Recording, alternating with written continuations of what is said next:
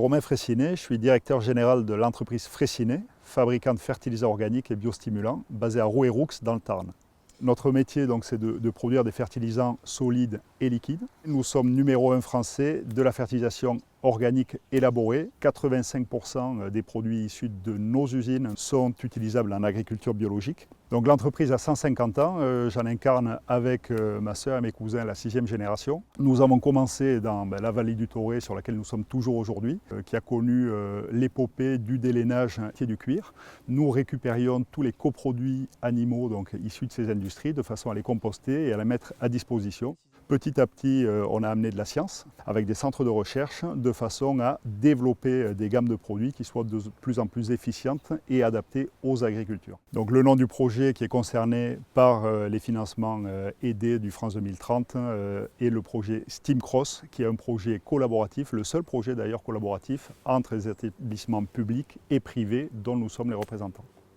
STEAMcross, qui est un projet qui est financé par France 2030 et en partenariat avec le FIM, le Planted Institute of Montpellier. L'entreprise Fraissinet en fait a 4 grands métiers à cœur pour la fabrication et la réalisation de ces produits. Le premier, sélection des matières premières, c'est-à-dire déjà être sûr de l'innocuité des matières, de leur traçabilité, et après d'avoir démontré une vertu agronomique. Le deuxième grand métier, c'est toute la partie compostage, sous l'action de micro-organismes, d'oxygénation, de montée en température, de suivi des paramètres agronomiques qui va faire fonctionner le sol, mettre du carbone dans le sol. Troisième grand métier, c'est la formulation. C'est sur des bases de compost, on vient rajouter des éléments organiques ou minéraux complémentaires pour l'aspect nutrition. Et le quatrième grand métier, c'est tout ce qui va être sélection de molécules organiques à but biostimulant, pour faire soit des biostimulants directement, soit des biostimulants formulés avec des enzymes. Un biostimulant, c'est un peu un produit chez l'homme, pour faire un parallèle, qui serait ce qu'on appelle des alicaments. Ça améliore l'alimentation qu'on donne aux plantes, soit pour qu'elles poussent mieux, qu'elles croissent mieux, ou alors pour qu'elles aient des capacités d'autodéfense. Alors le projet STEAMcross, c'est un projet un peu fou, un challenge qui était d'aller développer une nouvelle molécule, mais pour laquelle il faut identifier son mode d'action. Et donc aucune méthodologie actuelle en capacité d'identifier ce mode d'action.